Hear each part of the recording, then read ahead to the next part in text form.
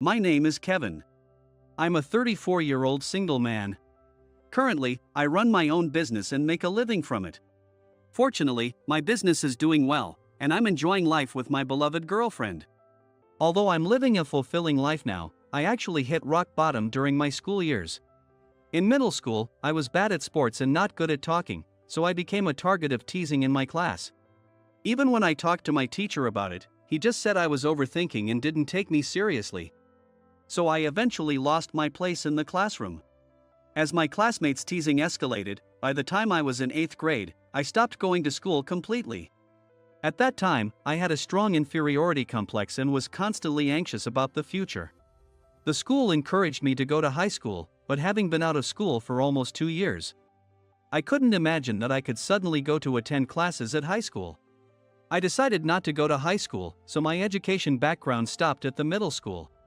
My parents showed understanding of my situation, but that didn't mean I could just drift aimlessly. Determined to live my life somehow, I searched for jobs I could do on my computer and started working from home. Although I had no other skills, I was confident in my computer skills. As a result, I took on many jobs creating websites and eventually earned quite a significant amount of money. By the time I was 30, I had saved up quite a bit, so I decided to start something new and got interested in starting my own business, leading me to attend a seminar for learning purposes. This decision turned out to be the best one. I was able to listen to useful lectures on how to start businesses, and through that seminar, I met my first girlfriend, Emily. At the end of the seminar, there was a small party with food and drinks for participants to mingle.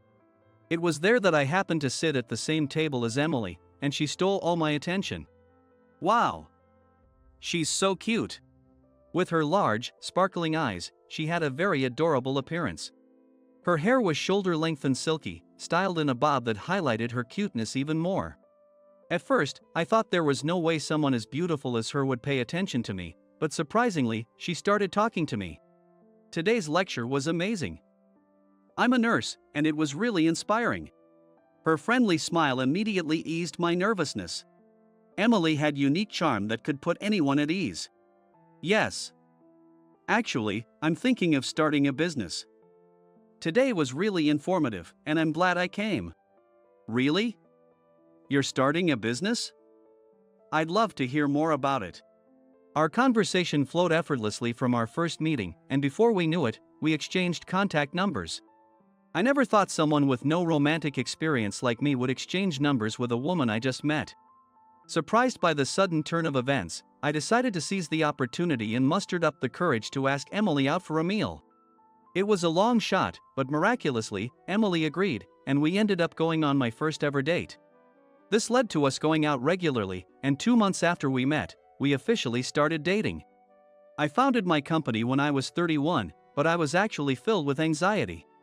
However, Emily always cheered me on with a smile, saying, "Kevin, you'll be fine," which kept me going. I am deeply grateful to her for always supporting and watching over me. In the 3rd year of my business, now that it's on track, I decided to propose to Emily and invited her to a French restaurant on our 4-year anniversary.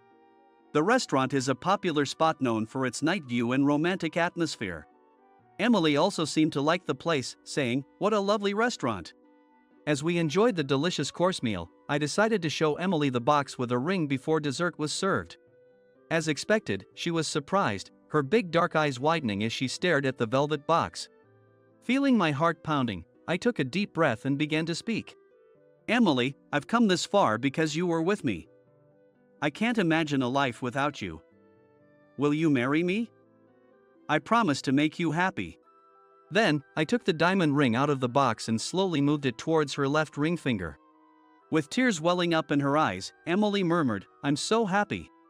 So far, it was the ideal proposal I had imagined, but then an unexpected accident happened. The ring size was too big for her finger, and it was too loose. "Oh. It's a bit too big for me." "Oh no, I thought it would fit perfectly." My lack of experience in romance led to a less than perfect proposal, and I blushed with embarrassment. But Emily, without blaming me, gently reassured me with a smile. "But I really love the design. Let's have the size adjusted at the store. And while we're at it, I can also get your engagement ring." "Emily, thank you. It wasn't perfect, but the proposal somehow ended successfully. After getting engaged, while discussing our wedding plans, Emily made a suggestion. I'd like to introduce you to my best friend. She works at the same university hospital as me, and I'm planning to ask her to be my bridesmaid. Since her best friend would be the bridemaid, I definitely wanted to meet her. I agreed immediately, and we arranged to meet the following weekend. We chose a relaxed bar for the meetup, where several groups were also enjoying their time. Emily introduced me to her friend with a smile. This is my fiancé, Kevin. Kevin, nice to meet you.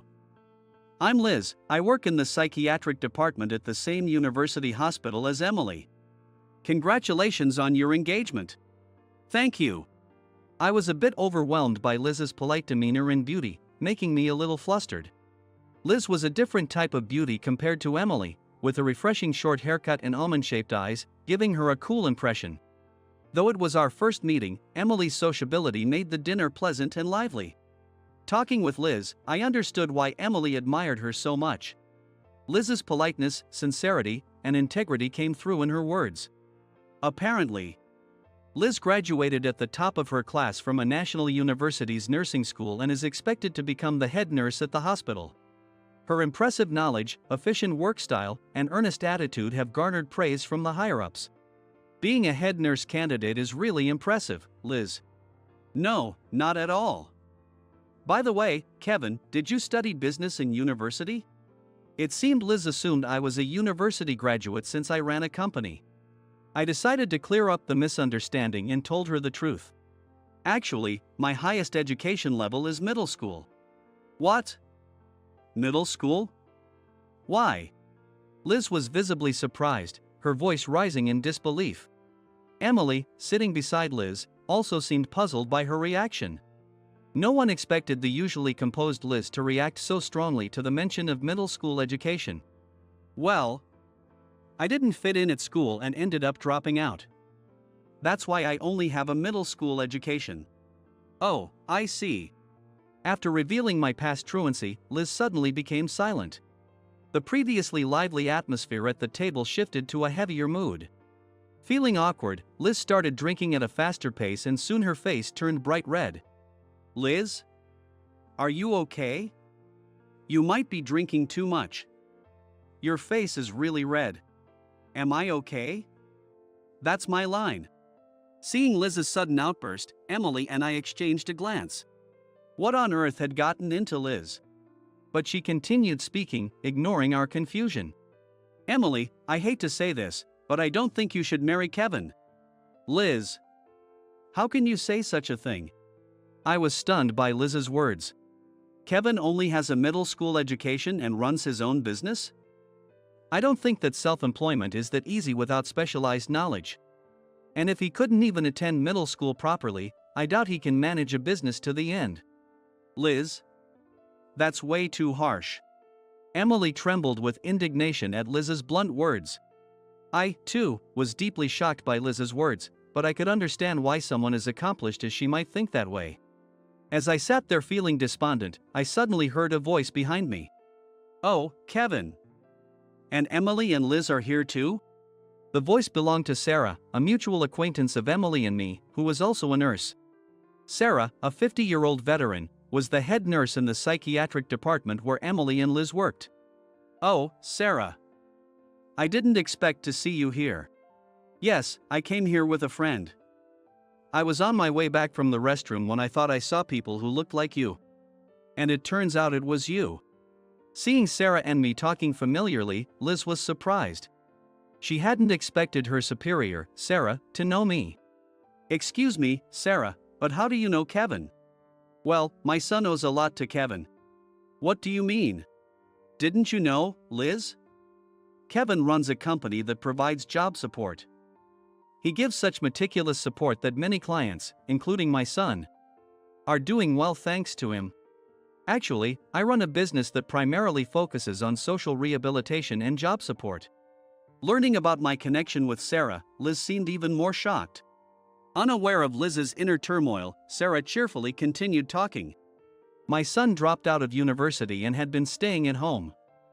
Emily introduced Kevin's company to me when I was at a loss for what to do. Because Kevin himself struggled during his school years, he's very empathetic to his clients, including my son. My son looks up to Kevin and now strives to be like him. It's truly a blessing. Liz listened silently to Sarah's words, but once Sarah finished speaking, she suddenly stood up. I think I've had too much to drink. I should go home now. Seeing Liz leave, Sarah, who was unaware of the earlier exchange, wondered aloud, what's wrong with her? Emily and I, too, watched Liz's retreating figure with mixed feelings. After saying goodbye to Sarah and leaving the bar, Emily repeatedly apologized to me on the way home. Kevin, I'm so sorry. I didn't mean for you to have such an unpleasant experience because of me. I never expected Liz to say such things to you. It's okay, don't worry about it. Besides, you did nothing wrong. No matter what anyone says, I love you, Kevin. As Sarah said, you're a kind and compassionate person. When we met at that seminar and you talked about wanting to support people like you shone so brightly. That's what I love about you. Emily. Hearing her words, my heart swelled with gratitude, and I felt truly blessed to be marrying her. It's unfortunate that my marriage to Emily has caused a rift between her and her best friend Liz, but that's inevitable. As I tried to convince myself of this, an unexpected miracle happened. Liz herself contacted me directly, saying, I want to apologize for what happened the other day. I didn't know what expression to wear when I met her, but at the cafe where we agreed to meet, Liz greeted me with a respectful attitude. Kevin, I sincerely apologize for my rude remarks the other day. She said that very seriously, looking into my eyes. I wondered what had happened to Liz, who had been so dismissive at the bar the other day. No, Liz, please don't be so formal. I don't blame you at all. No, I deeply regret my words, not only as a professional but as a person. Then Liz shared her true feelings with me. Actually, I also had a tough time going to school in high school. I have a rigid personality, and the girls targeted me, calling me a goody-goody. My father was very strict and wouldn't allow me to miss school, which made things even harder. Over time, I convinced myself that running away isn't an option and believed that was the right thing. My father was also an education zealot.